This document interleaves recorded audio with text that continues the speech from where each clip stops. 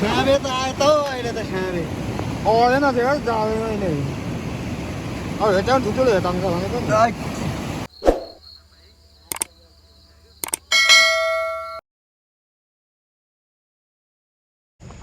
हो गाइस हामी आज खोलातिर जालमा माछा मार्नु अब माछा चाहिँ माछा मार्दैन बेला टरिसक्यो बेलुका भइसक्यो त्यही पनि हामी लाग्दैछौँ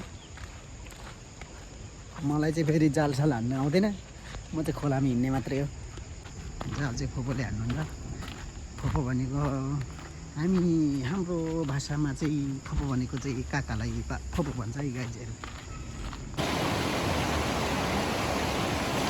पहिलो सर्ट तर टाइम गइसक्यो अरे भन्नुहुन्छ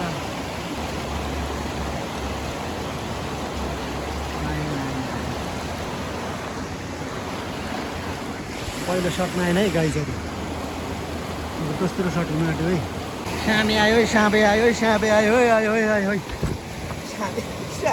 साँपे आयो है साँपे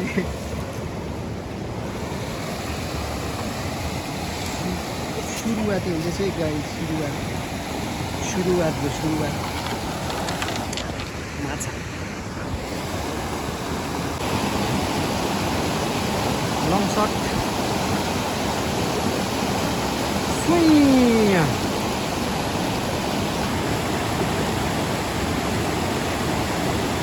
जाल अड्कियो गाइडहरू कहाँ सजिलो जम्मा छ नि यसरी त्यहाँभित्र अड्किन्छ अनि गाह्रो छ नि गाइडहरू निस्किँदैन है साँपे योपालि चाहिँ योपालि पनि निस्क्यो लु निस्क्यो गाइज एउटा देख्यो झुन्डेको एउटा निस्क्यो फेरि पनि बुदुना निस्क्यो बुदुना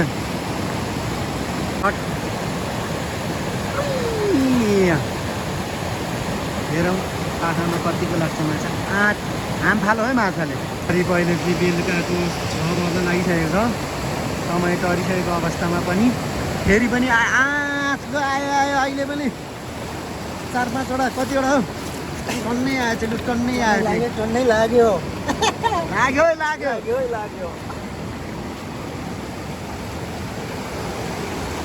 गाइजहरू माछा त 5-6वटा आयो त हो अनि एकैचोटि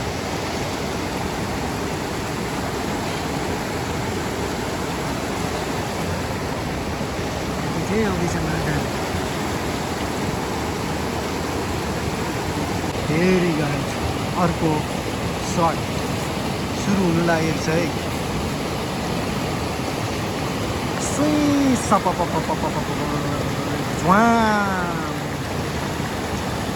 कोल्टे पऱ्यो कसो हुन्छ है हेरौँ है फेरि आउँदैन माछा आउँदैन अहिले आएन अहिले आएन फेरि अर्को सर्ट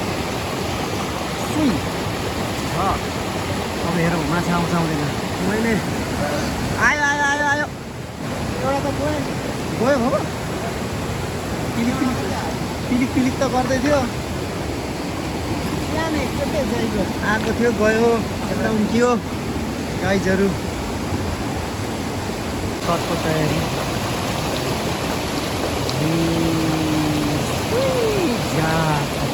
ल गाइड मैले आज चाहिँ माइक ल्याउन बिर्सेको छु यो चाहिँ हाम्रो पुरानो ढुङ्गे भन्छ यो ढुङ्गे पुल भन्छ नि यो चाहिँ ढुङ्गे पुल केही पुरानो हो हामीले थाहा पाइदिनु छ यो धेरै पुरानो हो पहिला यो ठाडो बाटो झर्दै थियो अहिले रोडले गर्दा कता घुमेर झर्नुपर्छ यहाँनिर ठुलो भिड छ यहाँनिर ठुलो दह थियो अहिले त यो रोड र यो उसले गर्दा यहाँनिर हाइड्रो पनि बन्दैछ त्यो हुँदाले अहिले यसै खोलाहरू पनि ठाडो भइरहेको छ माछा चाहिँ निस्किँदैन है यहाँबाट निस्क्यो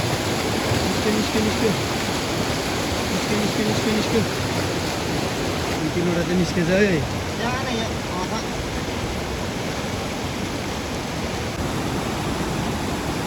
पहिलोदेखि पल्लोदेखि एकदम निस्केर यसो हुनुपर्ने हुन्छ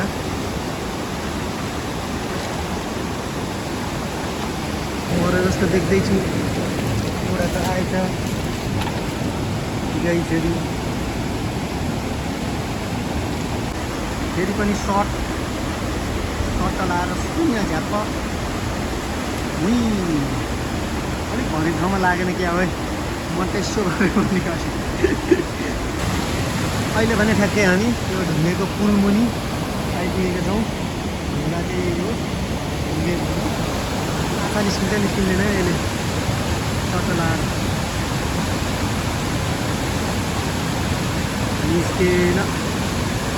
ल फेरि अर्को सर्ट जानु आँटेको छ सर्लक्कै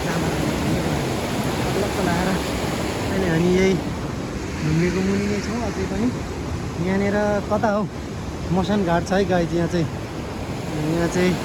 हाम्रो खात्री गाउँमाथि साक्षीलाको अधिकारी फलकहरूलाई चाहिँ यहाँ लिएर दाह संस्कार गर्छन्, अन्तिम संस्कार गर्छन्। कहाँ हो खोइ यतै हो यार, मैले बिर्सेछु यार। यतै हो गाइज, हुनु चाहिँ कहाँनिर हो सिमेन्टको बनाएको थियो, बिर्सेछु यार। तल माछा निस्किनु आँट्यो है लड्के तर के यताबाट चाहिँ गाइज मसान घाट त यार सिमेन्टको बनाएको छ कि अहिले यहाँ नयाँ। पहिला चाहिँ त्यत्तिकै ढुङ्गामा गर्थेँ, अहिले चाहिँ यहाँनिर जलाउँछन् गाइजहरू। निरन्तर माछा माराइ चल्दैछ तल। फेरि अर्को सर्ट जानु आँटेको छ। भनौँ सट्टै लाएर बस माछा आयो है माछा आयो है।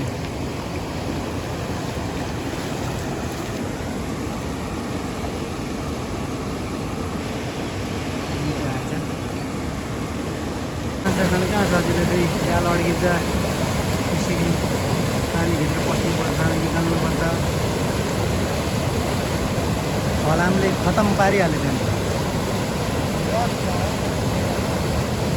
पुरा। यो उसले गर्दा जाल त च्यात्यो त होला नि, च्यात्यो गाईहरू। माछा है माछा आयो है।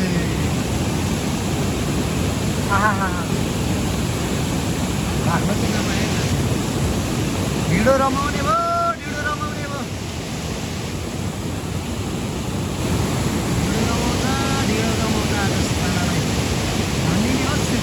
पारेर अब घरमा फोन गरिन्छ लालालाई।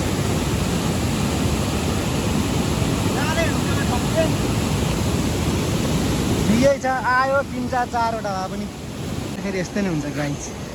पानी चाहिँ छिनमै सुक्छ फेरि। अहिले उयो चर्लकै यो दुख्थ्यो, अहिले यत्रो भयो। त्यो पर पनि पानी त्यति थियो, त्यत्रो घट्यो।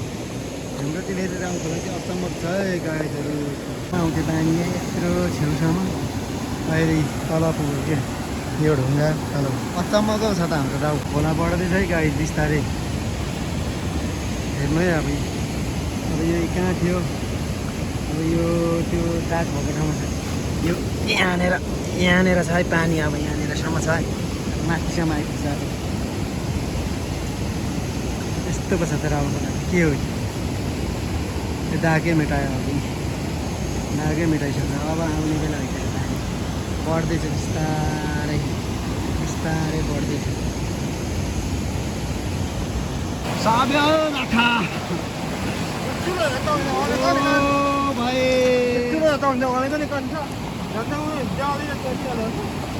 ओहो साबे त आयो त अहिले त साबे आउँदैन थियो है, जाँदैन अहिले। अब हेर्दा ठुल्ठुलो हेर्दा भनेको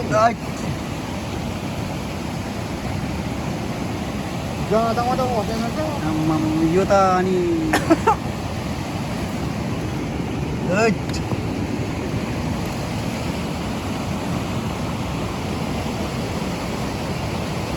बस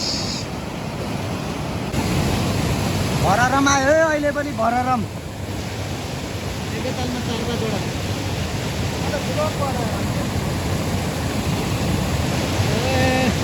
यस्तै खाले पर पनि गयो भने भररम लाग्यो है भररम। रात पनि पर्न आँट्यो गाइजहरू। अब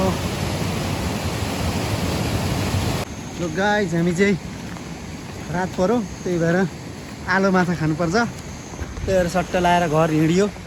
अब घर गएर एकैचोटि ओ टिल्लु माछा अब यहाँ झारौँ है।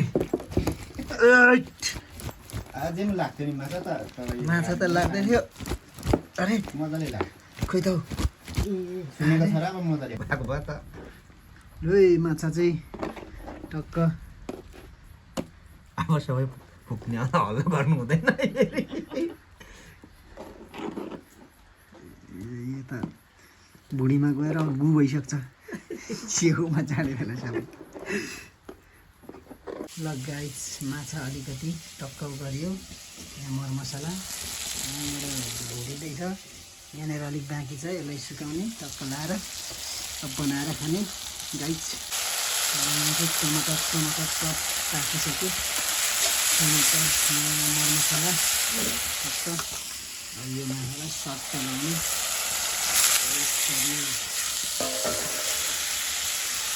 बेसार लगाउँछौँ।